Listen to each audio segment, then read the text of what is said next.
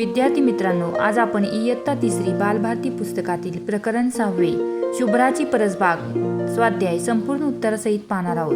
विद्यार्थी मित्रांनो, मी येथे तुम्हाला व्यवस्थित संपूर्ण स्वाध्यायाची उत्तरे लिहून दिलेली आहे, त्यामुळे व्हिडिओ शेवटपर्यंत नक्की पहा। तसेच आपल्या चॅनलला सबस्क्राईब करायला विसरू नका, जेणेकरून असेच नवनवीन स्वाध्यायाचे व्हिडिओ सर्वात प्रथम तुम्हालाही पाहायला मिळतील।